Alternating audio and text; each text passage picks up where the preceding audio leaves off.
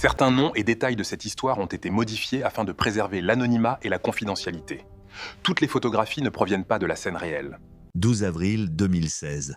Spring Hill, Floride. À 7h45 du matin, Shannon Gardner a mis sa fille Kathleen, âgée de 6 mois, dans la poussette et est partie faire sa promenade quotidienne. Elles ne sont jamais rentrées chez elles. Pas de témoins, pas d'images de vidéosurveillance, pas de traces sur le Suncoast Trail. Exactement 6 mois plus tard, le 12 octobre, dans le silence sinistre des cachots froids d'une carrière abandonnée à 80 mètres sous terre, la police fera une découverte macabre. Une Shannon épuisée sera assise dans l'obscurité, chantant une berceuse sur un ton monocorde, serrant contre sa poitrine une vieille poupée en plastique. Le véritable enfant n'est pas là. La matinée du 12 avril 216 à Spring Hill, en Floride, a commencé par une routine familière et banale. À 6h45, Shannon Gardner, 28 ans, dépose délicatement sa fille de 6 mois, Kathleen, dans une poussette grise légère munie d'un pare-soleil. Selon son mari, John Gardner, 30 ans, qui a plus tard fait une déclaration officielle aux inspecteurs de la police criminelle, c'était leur tradition quotidienne ininterrompue. Shannon se rendait toujours à sa promenade matinale avant que le soleil ne commence à brûler impitoyablement l'asphalte des rues résidentielles. Son itinéraire était le même depuis 3 mois, serpentant à travers un quartier résidentiel tranquille jusqu'à un étroit sentier de terre. Ce chemin discret était adjacent à la longue piste de randonnée Suncoast Trail. Le terrain avait sa propre spécificité, le site était densément entouré de grands pins de Floride et de buissons de palmiers épineux totalement impraticables. Le silence inquiétant de la forêt n'était rompu que par le craquement sourd des branches sèches sous les pieds. Le plus gros problème de la zone, comme l'enquêteur principal du comté d'Hernando le détaillera plus tard dans son rapport, était l'absence presque totale de caméras privées de vidéosurveillance sur les façades des maisons. John Gardner a quitté la maison à 7h15 du matin exactement. Selon les relevés téléphoniques officiels, que la police a immédiatement joints au dossier, à 1h30 de l'après-midi, il a essayé d'appeler sa femme pendant sa pause déjeuner. L'appel est immédiatement tombé sur la boîte vocale, la même chose s'est produite à 16h15 plus tard. À 6h30 du soir, John rentre chez lui. L'allée est silencieuse.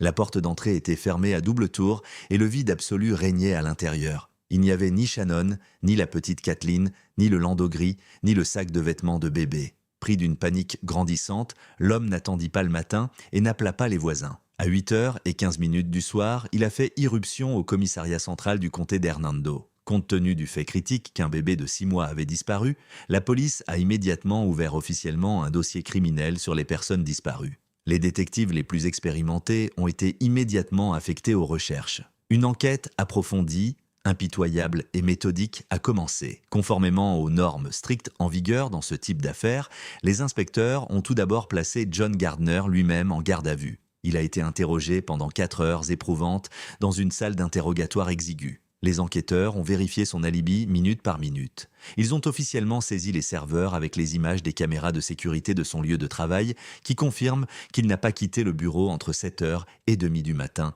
et 6h du soir.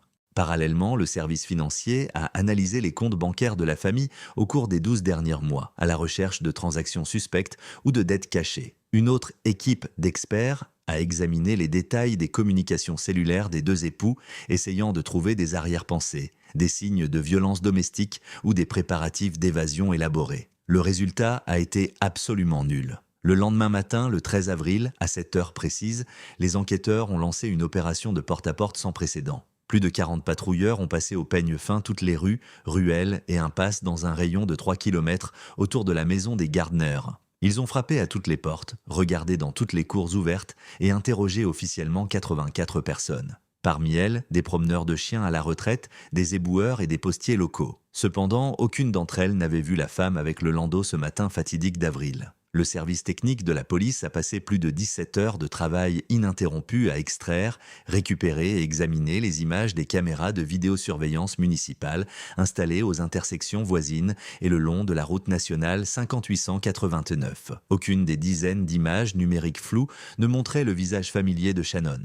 Les enquêteurs ont avancé toute une série de théories, d'une soudaine crise psychotique due à une grave dépression postpartum à un enlèvement élaboré par un maniaque inconnu. Cependant, chaque théorie se heurte inévitablement à la dure réalité. Pas la moindre preuve matérielle, pas la moindre trace numérique, pas un seul témoin. À 10h du matin, un service canin spécial a participé aux opérations de recherche. Un chien renifleur expérimenté de la police, qui a reniflé le t-shirt en coton de Shannon, a trouvé en toute confiance une nouvelle piste à partir du seuil de la porte. Elle a rapidement conduit le groupe de travail à travers le quartier résidentiel, a tourné sur un étroit chemin de terre qui menait directement au Suncoast Trail et s'est brusquement arrêté. À exactement 300 pieds du début du dense et épineux fourré de palmiers, le chien s'est retourné, confus, a commencé à gémir doucement et a perdu toute trace de son passage. La piste s'est interrompue si soudainement et si peu naturellement, comme si la jeune mère et son bébé s'étaient simplement évanouis dans l'air épais et humide du matin de Floride,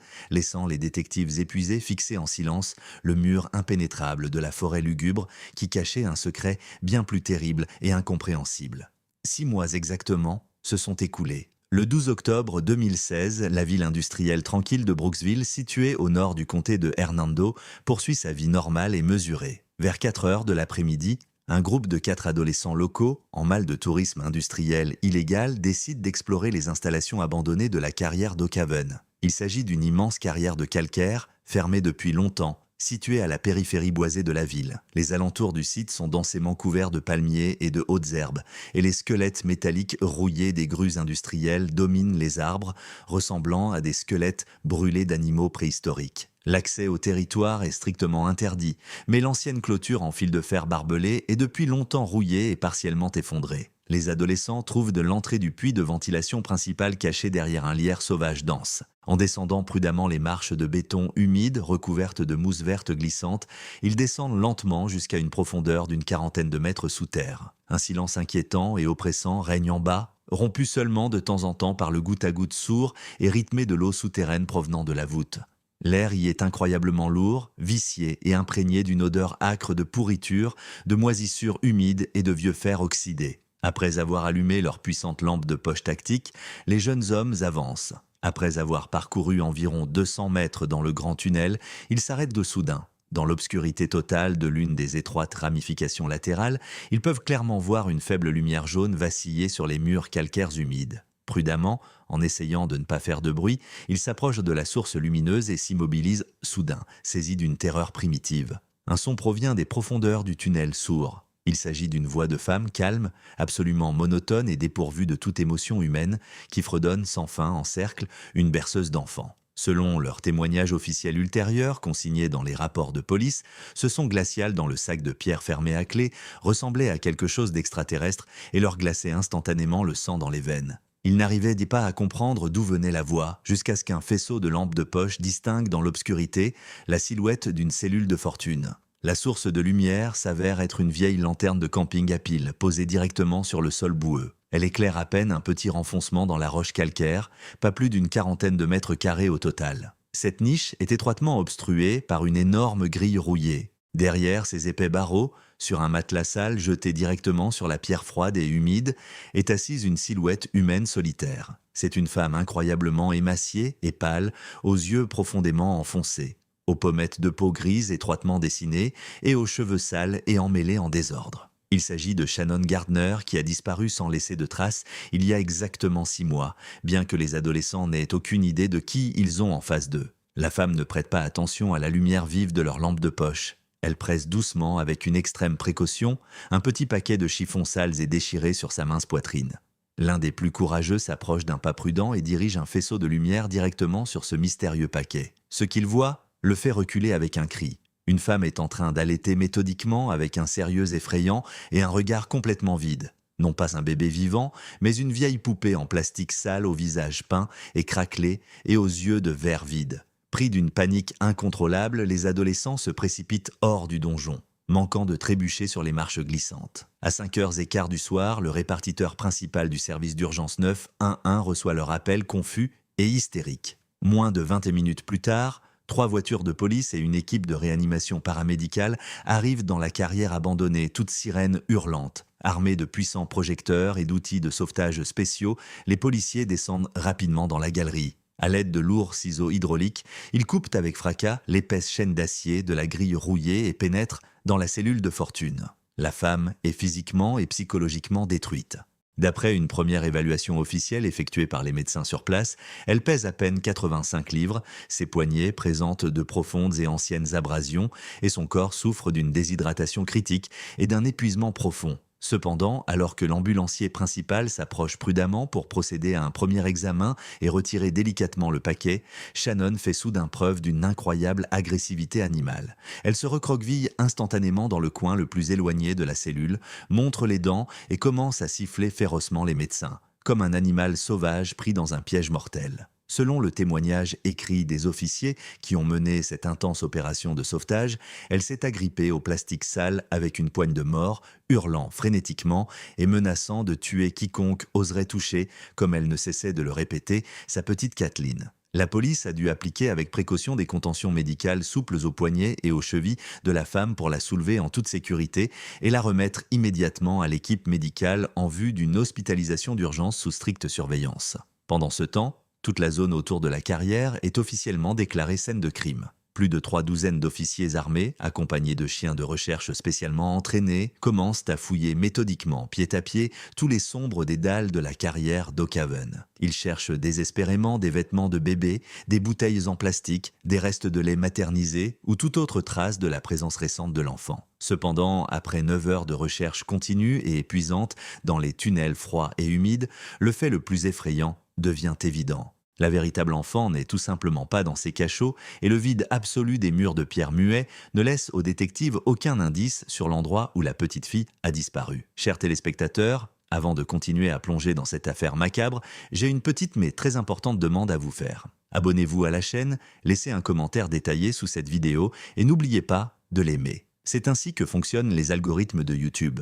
Votre activité, vos réactions et vos discussions aident le système à promouvoir le contenu de ce documentaire. Cela permet à beaucoup plus de personnes de voir cette vidéo et d'autres histoires criminelles complexes que nous reconstruisons pour vous avec tant de soin, en recueillant des informations petit à petit. Votre soutien est la seule chose qui permet à notre chaîne d'exister, de se développer et de produire de nouvelles enquêtes. Merci à chacun d'entre vous. Le 13 octobre 2016, moins de 24 heures, après son horrible découverte dans les froids donjons de calcaire de la carrière d'Oakhaven, Shannon Gardner a été emmenée par une lourde escorte médicale dans le service psychiatrique fermé de l'hôpital général de Tampa. Les protocoles de sécurité stricts de cette institution exigent l'isolement complet de la patiente.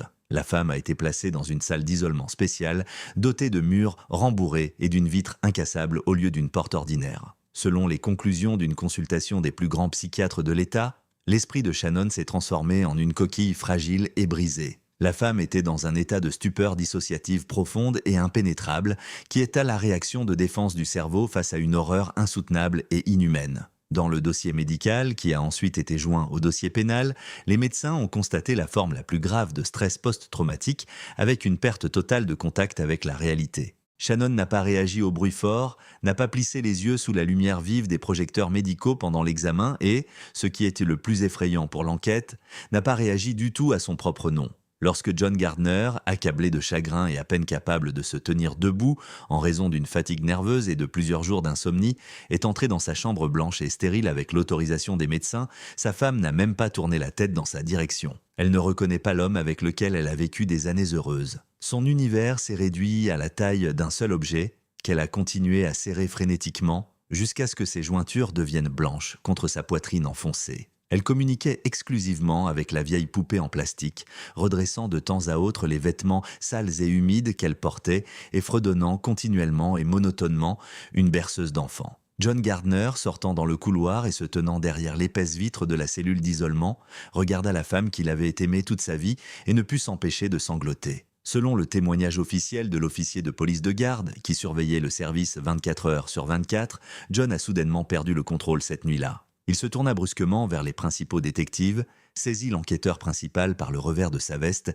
et, les dents serrées, étouffant de désespoir, exigea que sa vraie fille soit retrouvée immédiatement. L'homme refuse catégoriquement de croire que la petite Kathleen n'est plus en vie. Entre-temps, l'unité médico-légale de la police du comté d'Hernando a procédé à un examen minutieux, centimètre par centimètre, de la galerie abandonnée et de tous les éléments de preuve qui y ont été trouvés. Cependant, c'est l'effrayante poupée en plastique qui a attiré le plus d'attention dans le laboratoire stérile et bien éclairé. Sous l'influence de sédatifs extrêmement puissants, les médecins ont dû déployer beaucoup d'efforts pour la retirer avec précaution de Shannon. À première vue, il s'agissait d'un vieux jouet sale, mais une analyse détaillée en laboratoire a révélé aux enquêteurs expérimentés la véritable nature diabolique de l'enlèvement. L'examen a prouvé de manière convaincante qu'il s'agissait d'un modèle de collection extrêmement rare, produit en série limitée au début des années 80 du siècle dernier. Mais l'indice principal et décisif pour l'enquête n'était pas l'âge du produit en plastique, mais son état spécifique. Sous de puissants microscopes électroniques, les experts légistes ont trouvé des traces microscopiques de très fraîches, d'une colle polymère spéciale et de peintures acryliques très coûteuses et durables sur la face du jouet et dans les articulations de ses charnières. Selon la conclusion officielle des experts en restauration concernés, ces matériaux chimiques hautement spécialisés ne sont jamais utilisés dans la production de masse en usine. Ils sont utilisés exclusivement par des artisans professionnels lors de la restauration complexe, semblable à celle d'un bijou, de poupées anciennes. Ce fait a été un véritable choc pour les inspecteurs du département des crimes majeurs. En rassemblant les différents éléments de ce terrible puzzle, la police est parvenue à une conclusion sans équivoque qui fait froid dans le dos. Le criminel n'a pas simplement enlevé la mère et le bébé à la suite d'une erreur de jugement ou d'un désir de rançon. Il a agi selon un scénario complètement froid et pervers. En remplaçant l'enfant vivant par un substitut en plastique habilement restauré, cet inconnu a délibérément brisé le psychisme de Shannon, la plongeant jour après jour dans un abîme de folie. Un jouet ordinaire s'est avéré être un instrument de torture psychologique brutale soigneusement conçu. Les enquêteurs ont clairement compris une chose.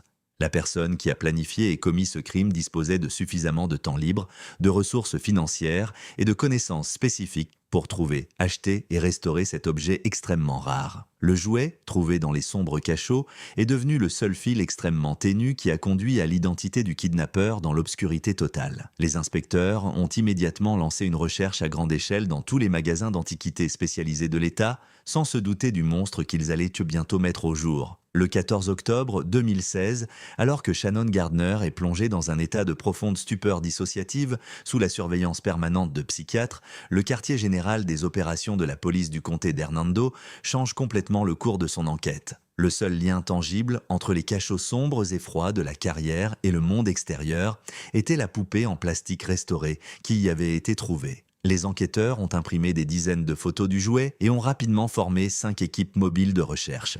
Leur tâche principale consistait à passer méthodiquement au peigne fin tous les magasins d'antiquités, les prêteurs sur gage locaux et les ateliers de restauration spécialisés dans un rayon de 80 km autour de Brooksville. 2 jours de recherche exhaustive n'ont donné aucun résultat jusqu'à ce que 2 inspecteurs de la police criminelle arrivent à Dade City le 16 octobre. Il s'agit d'une ville de banlieue tranquille située à 40 miles du lieu principal du crime. À 11 h du matin, les policiers ont franchi le seuil d'un petit magasin dont l'enseigne défraîchie indiquait « Dusty Attic Antique », antiquité du grenier poussiéreux. L'intérieur est très éclairé et l'air lourd est imprégné d'une odeur âcre, de vieux bois, de naphtaline et de poussière humide. Le propriétaire de l'établissement, un homme de 68 ans vêtu d'un gilet usé, met soigneusement ses lunettes, jette un coup d'œil sur la photo de police et pâlit instantanément. Selon son témoignage officiel consigné dans le rapport d'interrogatoire, cette étrange vente a eu lieu à la fin du mois de mars. Un homme de grande taille est entré dans le magasin, il semblait avoir la cinquantaine passée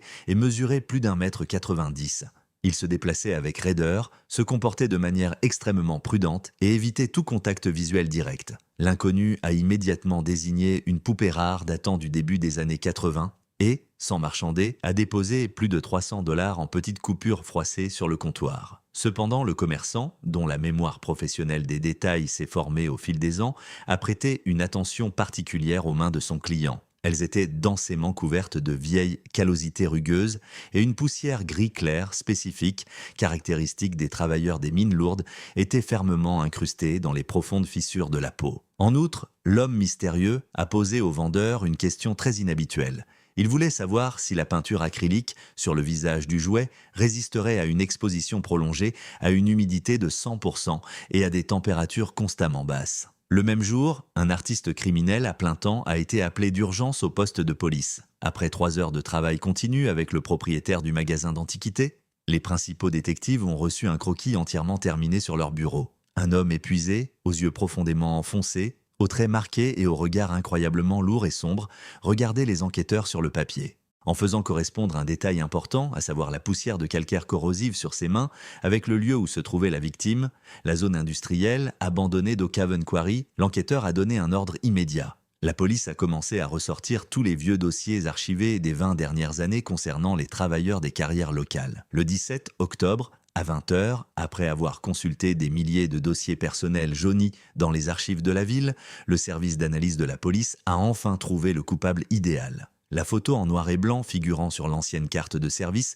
correspondait exactement au portrait robot. Le principal suspect est officiellement identifié. Il s'agit de David Russell, un homme de 52 ans qui a travaillé pendant de nombreuses années comme technicien supérieur de maintenance pour des pompes industrielles de haute mer et des puits de ventilation complexes. Il connaissait mieux que quiconque tous les tunnels aveugles, tous les blocages en béton et tous les vides souterrains cachés dans un rayon d'au moins 30 miles. Mais la vérité la plus effrayante et la plus glaçante n'a été révélée à la police que lorsqu'elle s'est penchée sur son passé. Selon la police de la route et le rapport du coroner local, en novembre 2012, la vie normale de Russell a été détruite à jamais sur l'asphalte mouillé de la route nationale 19. Le conducteur d'un poids lourd, en état d'ébriété, a percuté à pleine vitesse le petit monospace familial de David. La femme de David et sa petite fille de 3 ans sont mortes sur le coup avant l'arrivée de l'ambulance. Après les funérailles, Russell a souffert d'une crise psychotique cliniquement grave. Il a été scandaleusement licencié de la carrière pour des violations répétées des règles de sécurité, après quoi il a finalement coupé tout lien social et s'est transformé en ermite local vivant quelque part au milieu des marécages de Floride. Le puzzle de ce crime insensé s'assemble enfin en une image cruelle mais absolument logique. L'esprit de David Russell, déformé par un chagrin irréparable, a tout simplement refusé d'accepter la mort de son propre sang et il a décidé de s'approprier de force l'enfant d'un autre homme en lui préparant soigneusement l'isolement souterrain idéal selon son opinion maniaque. 11 heures du soir. Les enquêteurs connaissent désormais le nom du suspect, ses compétences techniques uniques et ses motivations. Mais chaque fois que l'inspecteur principal consulte le dossier, il est saisi d'une horreur glaçante. La vraie Kathleen, âgée de 6 mois, était toujours entre les mains d'un homme qui avait complètement perdu la ligne de démarcation entre la réalité et l'illusion. Et personne ne pouvait garantir que cet ermite armé ne déciderait pas de se débarrasser à jamais du seul témoin dès qu'il entendrait les pas de la police près de sa cachette secrète. 18 octobre 2016. Le service psychiatrique fermé de l'hôpital général de Tampa ressemble à une forteresse imprenable. 2 policiers armés montent la garde 24 heures sur 24 devant la porte massive de la salle d'isolement 412. À l'intérieur, sous la lumière aveuglante et stérile des lampes fluorescentes, se déroule une bataille complexe et épuisante pour la santé mentale de Shannon Gardner.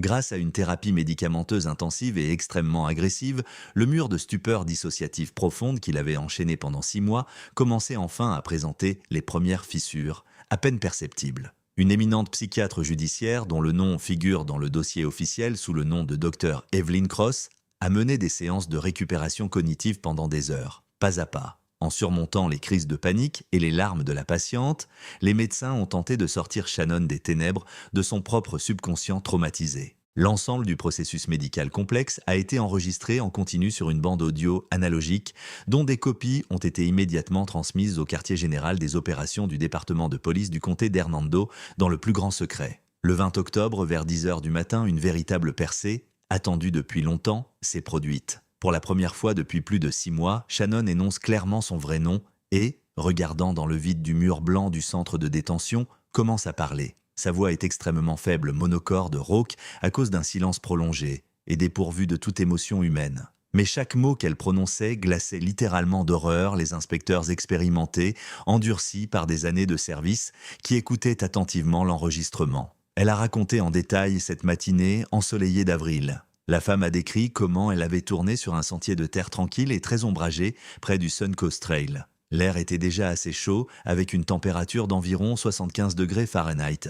Des 2 côtés du sentier se dressaient à des murs impénétrables et hérissés de palmiers de Floride sauvage, créant un angle mort parfait pour tout observateur extérieur. Selon Shannon, un grand homme vêtu d'un bleu de travail sombre et usé est apparu comme s'il était sorti de nulle part, s'avançant silencieusement hors du sous-bois dense. Il n'a pas dit un mot et n'a rien demandé. La femme a juste eu le temps de voir l'éclat prédateur du plastique noir et du métal dans sa main rugueuse, puis elle a entendu le crépitement sec et fort d'une décharge électrique. Le choc puissant d'un pistolet paralysant à haute tension directement sur son cou ouvert a instantanément paralysé son système nerveux. La dernière chose dont elle se souvienne avant de perdre connaissance et de tomber sur le chemin boueux, c'est cet inconnu qui lui arrache brutalement le landau gris de ses mains soudainement affaiblies. Lorsqu'elle a finalement repris conscience, son univers familier et sûr s'était déjà réduit à la taille d'un sac de pierre humide et sombre, à plus de 10 mètres sous terre. Shannon a raconté les détails glaçants de ses premières semaines dans les cachots de la carrière abandonnée d'Oakhaven en respirant difficilement. Le point le plus important et le plus décisif pour l'ensemble de l'enquête a été le fait que la vraie Kathleen, âgée de 6 mois, était là avec elle au début. Pendant les 3 premières semaines de leur emprisonnement, la mère et la petite fille ont survécu dans des conditions insupportables et inhumaines. La température dans la galerie profonde dépassait rarement les 50 degrés Fahrenheit, de l'eau souterraine glacée s'écoulait constamment du plafond, et l'air lourd était empoisonné par l'odeur épaisse de moisissures noires et de vieux fer. Selon le témoignage écrit de la femme, le ravisseur, aujourd'hui identifié par la police comme étant David Russell, lui apportait de l'eau potable dans de grands gallons en plastique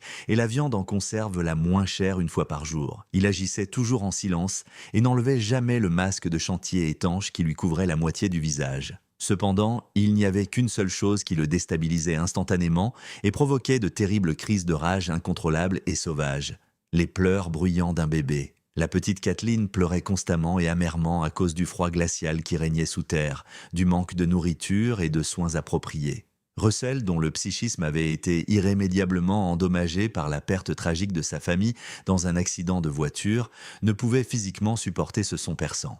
Shannon se souvient qu'il passait des heures à faire nerveusement les 100 pas dans le tunnel sombre derrière la grille rouillée, serrant les poings, pour les faire craquer bruyamment et marmonnant agressivement pour lui-même dans l'obscurité. La rupture fatidique qui a divisé à jamais la vie de cette femme entre l'avant et l'après s'est produite lors d'une nuit profonde au début du mois de mai. La petite Kathleen se remit à pleurer de façon hystérique, dont l'écho se répercutait sur les murs froids en pierre calcaire et était amplifié plusieurs fois dans les couloirs étroits. Russell s'est rapidement approché de la cellule de fortune, a ouvert le lourd cadenas avec fracas et a poussé sans ménagement, avec une cruauté animale, sa mère épuisée sur le sol de pierre froide. Shannon a tenté de résister, s'accrochant désespérément à ses vêtements de travail sales avec des doigts ensanglantés, le suppliant de laisser son enfant, mais sa force physique était trop inégale. Selon la transcription de l'interrogatoire, le grand homme a grossièrement arraché le bébé des bras de Shannon et ne lui a lancé qu'une phrase courte et glaciale. Il a sèchement déclaré que ce bruit insupportable le rendait finalement fou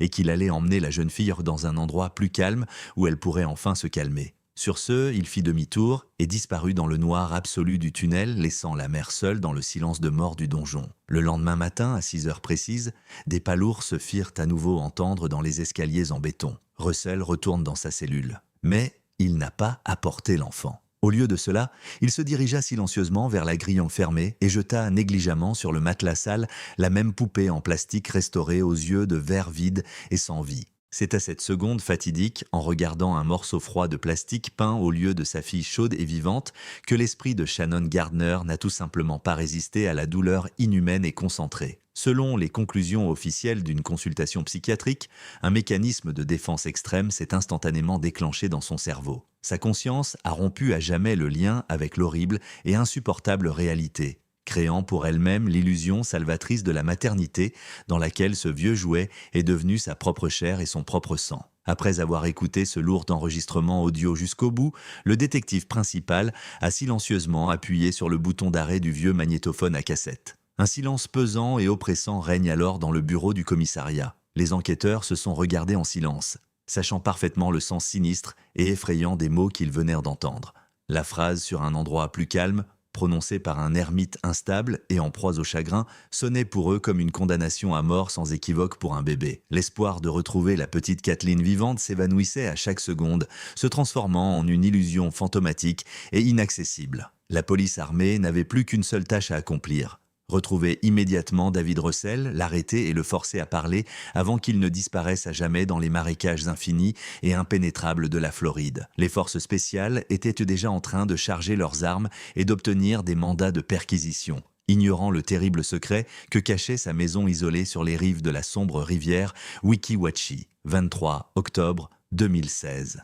À 6 heures du matin, alors que les premiers rayons du soleil n'ont pas encore percé l'épais brouillard blanc laiteux qui recouvre la rivière Weeki-Wachee, une équipe spéciale de la police du comté d'Hernando lance une opération visant à capturer David Russell. Sa maison était située dans un marécage profond au cœur des Everglades de Floride, à 9 miles de la route goudronnée la plus proche. Il s'agissait d'un bâtiment en bois trapu d'un étage, recouvert d'un bardage gris qui présentait des taches de moisissure verdâtre dues à l'humidité constante. Il n'y avait pas de clôture autour de la maison. seulement de grands cyprès tordus sortant directement de l'eau et une camionnette rouillée garée sous un hangar. Selon le rapport tactique du shérif, l'équipe d'assaut a enfoncé la porte d'entrée à 6h15 exactement. Mais au lieu d'une résistance armée, les officiers se sont heurtés à un silence de mort et d'oppression. David Russell n'était plus là. La maison était vide. Mais ce que les inspecteurs ont vu à l'intérieur les a fait frémir. Les pièces étaient dans un ordre presque maniaque et stérile. Pas d'objets éparpillés, pas de poussière sur les étagères. Il y avait une assiette et une tasse sur la table de la cuisine, lavées à grande eau. L'air de la pièce était sec et sentait le désinfectant bon marché et l'huile de machine. Au cours d'une fouille minutieuse de la chambre du fond, qui, selon les voisins, avait appartenu à la fille décédée de Russell, les inspecteurs ont trouvé quelque chose qui a finalement confirmé leur pire supposition. Dans une vieille armoire en chêne, parmi les robes de la fillette de 3 ans qui y étaient entreposées depuis des années, se trouvèrent des vêtements tout neufs. Les enquêteurs ont saisi une minuscule combinaison rose, plusieurs bonnets de coton et une couverture pour bébé. Un examen sur place a confirmé qu'il s'agissait des affaires de la petite Kathleen Gardner qui avait été enlevée 6 mois plus tôt. Mais l'enfant n'est pas dans la maison. À 9h30 du matin, les experts de la police scientifique travaillant dans l'arrière-cour ont donné l'alerte au sujet de cette découverte inquiétante. Juste derrière la cabane à outils, sous un hangar où l'on stocke habituellement le bois de chauffage, ils ont trouvé 5 sacs ouverts de ciment à prise rapide. À proximité, sur un terrain de 2,5 mètres, l'herbe avait été soigneusement coupée et la terre semblait fraîchement creusée. Pour les inspecteurs, qui avaient la vue des centaines de cas similaires, l'image était sans équivoque. L'enquêteur principal note dans son rapport que la présence de matériaux de construction et d'un sol remué dans un endroit aussi isolé indique le plus souvent une tentative de dissimulation du meurtre. La police a officiellement fait appel à une équipe de chiens renifleurs formée à la détection de restes biologiques. Une version claire s'est imposée. Réalisant que l'enfant gênait ses plans ou qu'elle était simplement tombée malade dans les cachots, Russell l'a tuée et l'a enterrée ici, sur le territoire de son domaine isolé. John Gardner, qui était dans un état d'épuisement émotionnel extrême, est arrivé à la maison du suspect vers midi. Après avoir entendu la version des faits de la police, il entre dans une colère noire. Selon un adjoint du shérif, John a crié qu'ils avaient tort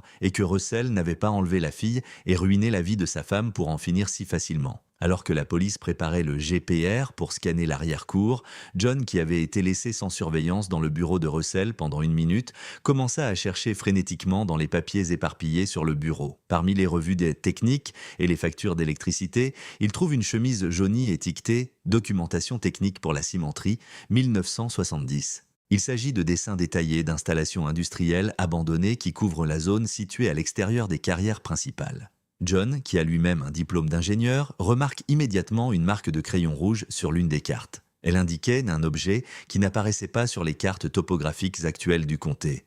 Un ancien bunker souterrain de stockage d'explosifs situé à 50 pieds sous les fondations en béton de l'ancienne usine.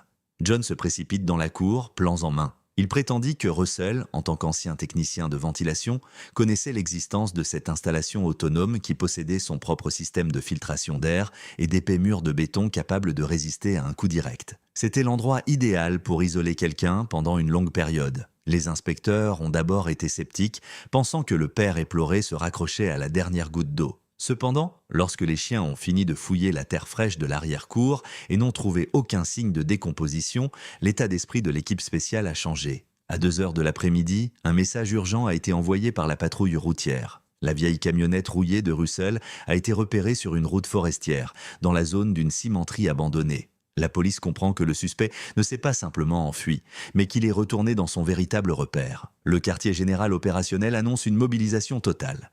John Gardner exige de pouvoir voyager avec eux et, malgré toutes les instructions, le shérif l'autorise à monter dans l'une des voitures d'escorte. Alors que le convoi de voitures de police s'approche, sirènes éteintes, des portes rouillées de l'usine, le soleil commence déjà à descendre à l'horizon.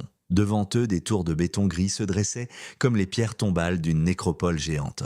À ce moment-là, l'un des officiers, qui surveillait la zone à l'aide de jumelles très puissantes, a remarqué un léger mouvement dans un tuyau de ventilation qui sortait directement du sol, et de là, à travers le bruit du vent, est venu un son à peine audible qui a coupé le souffle de John Gardner. 24 octobre 2016. À 5h45 du soir, le soleil disparaît enfin derrière l'horizon, plongeant la frontière entre les comtés d'Hernando et de Pasco dans une obscurité visqueuse et bleutée. Le convoi de police, composé de 6 SUV et d'un fourgon tactique blindé s'arrête 200 mètres avant la porte principale d'une cimenterie désaffectée. L'installation industrielle, construite dans les années 70, couvrait plus de 40 hectares et était un enchevêtrement chaotique de structures en béton délabré, de silos rouillés et de fosses profondes au fond desquelles s'accumulait de l'eau de pluie noire. John Gardner, vêtu de son gilet pare-balles fourni par la police, est assis dans la deuxième voiture. D'après les observations de l'agent Smith, son visage était pâle comme de la craie et ses mains tenaient une copie d'un vieux dessin technique. Le terrain de l'usine ressemble à un labyrinthe de squelettes en béton. L'air est saturé d'odeurs de béton mouillé, de rouille et de diesel. La police a allumé de puissants projecteurs dont les faisceaux ont traversé la nuit, arrachant à l'obscurité des escaliers métalliques tordus et des fenêtres d'ateliers brisées qui ressemblaient aux orbites vides de crânes géants. Les détectives, guidés par les instructions de John et les marques au crayon rouge sur le schéma, ont commencé à passer méthodiquement au peigne fin le secteur 4. À 6h30 précises, l'un des agents remarque une incohérence dans les fondations de l'ancienne usine de traitement du calcaire. Un trou étroit est découvert juste sous une énorme dalle de béton armé, camouflée par des montagnes de déchets industriels et de vieux pneus de voiture. C'est l'entrée cachée d'un ancien bunker de stockage d'explosifs dont personne, à l'exception de l'ancien personnel d'entretien, ne connaissait l'existence. L'équipe d'assaut commence à descendre. Un étroit couloir de béton, d'1 mètre de large tout au plus, descend sous terre à un angle de 45 degrés. Les murs sont recouverts d'une épaisse couche de condensation et les briques cassées crissent sous les pieds. À une profondeur d'environ 50 pieds, les détectives ont rencontré leur premier obstacle majeur, une porte en fer massif avec une serrure à combinaison à l'ancienne. Alors que l'un des agents s'approche du cadre de la porte pour installer une caméra endoscopique, un coup de feu sourd et puissant retentit à l'intérieur. La balle d'un fusil de chasse de calibre 12 transperce le métal et passe à quelques centimètres de la tête de l'agent. David Russell, qui s'était barricadé à l'intérieur, a ouvert le feu sans sommation. Le commandant du SWAT a immédiatement ordonné aux officiers de se mettre à distance de sécurité et d'entamer un protocole de négociation. Au cours des 40 minutes qui ont suivi, Russell s'est vu proposer par haut-parleur de se rendre avec la promesse de recevoir des soins médicaux et de bénéficier d'un procès équitable. Selon l'enregistrement audio de l'opération, le suspect n'a répondu que par des phrases incohérentes, disant qu'ils sont enfin rentrés et qu'il ne donnera ma fille à personne. La voix de Russell semblait fêlée et présentait des signes évidents de psychose aiguë. Il était évident que l'homme avait perdu tout contact avec la réalité et qu'il était prêt à défendre son repère improvisé jusqu'à la dernière balle. À 7h45 du soir, alors que les négociations sont finalement dans l'impasse,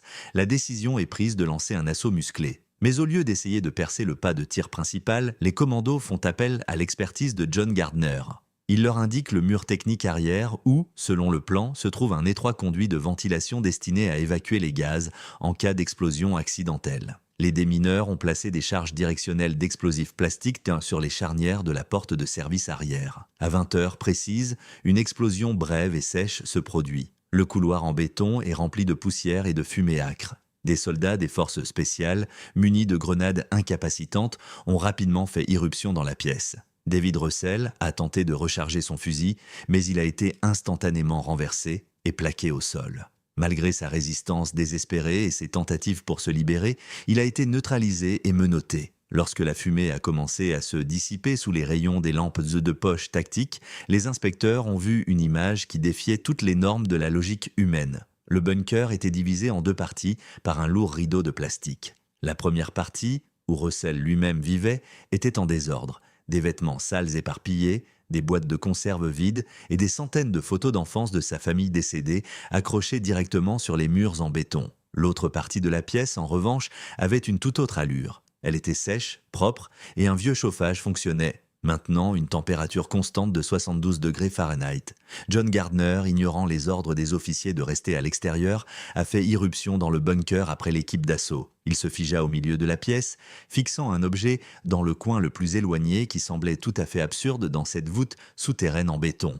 Il y avait un berceau avec des draps blancs, et à côté, sur une petite table, des livres pour enfants et un biberon de lait chaud. John fit un pas en avant, son souffle se bloqua dans sa gorge et son cœur battait si fort qu'il semblait sur le point de sauter hors de sa poitrine. Au centre de ce sanctuaire de fortune, Enveloppé dans une couverture propre, un enfant était assis, regardant curieusement les hommes armés sans se rendre compte que son sort se jouait à cet instant précis, tandis qu'à l'autre bout de la pièce, David Russell cessait soudain de se débattre et poussait un hurlement sauvage et animal qui glaçait le sang de tous. Le 24 octobre 2016, à 20h10, après un assaut musclé et la neutralisation de David Russell, la task force de la police du comté d'Hernando prend enfin le contrôle du bunker souterrain. La lumière des puissants projecteurs halogènes a dispersé l'épaisse fumée de poudre et les forces de l'ordre épuisées ont été confrontées à une scène horrible qui restera à jamais gravée dans la mémoire de chaque officier. D'après le protocole, la superficie totale de la pièce était d'environ 1000 mètres carrés.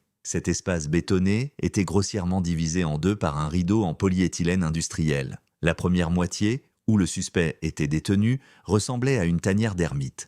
Des outils sales, des bidons métalliques et des montagnes de vêtements non lavés jonchent le sol. La température atteint à peine les 55 degrés Fahrenheit et la puanteur de la chair humaine se mêle à l'odeur âcre de l'huile d'arme à feu. Mais derrière ce mur se cache un monde complètement différent et paradoxal. Lorsque les policiers ont tiré le rideau, ils ont découvert une chambre d'enfant parfaitement propre et bien éclairée. Les murs en béton sont recouverts d'un papier peint ancien et le sol est recouvert d'une moquette douce et claire. La température était maintenue à un confortable 72 degrés Fahrenheit par des radiateurs. Comme l'expliqueront plus tard les psychologues judiciaires dans leur rapport, Russell a recréé une copie de la chambre de sa fille décédée dans les moindres détails.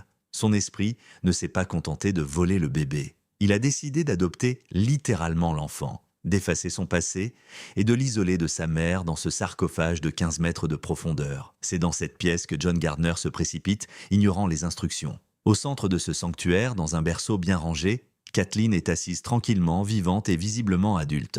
La petite fille avait déjà 1 an. Au lieu des sales haillons d'avril, elle portait une salopette en coton parfaitement propre. L'enfant cligna des yeux, confuse, en regardant les hommes armés. John, épuisé par des mois d'attente, tombe à genoux devant le berceau. Selon les ambulanciers, l'homme ne pouvait pas dire un mot. Il ne faisait que sangloter de manière incontrôlée, serrant contre sa poitrine sa fille qu'il n'espérait plus voir en vie. Le 1er novembre 2016, une semaine exactement s'est écoulée depuis l'opération de sauvetage. Dans le service psychiatrique fermé de l'hôpital général de Tampa, la scène la plus difficile de toute l'enquête se prépare. Un groupe de médecins a élaboré un plan risqué pour ramener Shannon Gardner à la réalité. Un silence absolu est assuré dans sa chambre stérile. Shannon, comme elle l'avait fait pendant les 6 mois de sa stupeur dissociative, s'assit distraitement sur le bord du lit, serrant contre sa poitrine une vieille poupée en plastique aux yeux de verre vide. À 11h30 du matin, la porte du service s'ouvre. Les psychiatres et John, tenant Kathleen dans ses bras, entrent dans la pièce. D'après le rapport médical, la procédure exigeait des soins dignes d'un bijou. Le médecin en chef desserra doucement les doigts raides de la femme et retira lentement la mère porteuse en plastique sale de son emprise. Au même moment, le vide sur ses genoux s'est rempli d'une fille vivante. Shannon fut instantanément figée. Pendant 3 minutes, la pièce est restée silencieuse. La femme regarde l'enfant d'un air absent. Son esprit refuse d'accepter ce changement. Soudain, la petite Kathleen, sentant l'odeur de sa mère, tendit la main. Ses petits doigts s'enroulèrent avec assurance autour du doigt de Shannon. Ce réflexe enfantin agit comme une puissante décharge électrique sur le cerveau de la femme. La glace de ses yeux enfoncés se fissure soudain. Le visage de Shannon se contorsionne sous l'effet de la douleur émotionnelle. Et pour la première fois en 6 mois, elle pousse un cri fort, perçant et significatif. Elle se mit à sangloter de manière incontrôlée et serra contre elle sa seule chair et son seul sang. Son esprit revint à la lumière. L'affaire de Russell semblait close et l'auteur du crime attendait sa condamnation. Cependant, le 3 novembre, en démontant les structures du bunker, un groupe de médecins légistes est tombé sur une anomalie. Sous une commode en chêne, les inspecteurs ont trouvé une niche remplie de béton frais. Lorsque les sapeurs ont ouvert la cache, ils ont trouvé une boîte à l'intérieur. En l'ouvrant, l'enquêteur pâlit. Au fond de la boîte se trouvaient 3 vieilles tétines différentes et des photos polaroïdes de femmes inconnues prises subrepticement. Au dos de la toute première photo, l'écriture nerveuse de Russell portait la date qui précédait de 8 longues années la disparition de Shannon,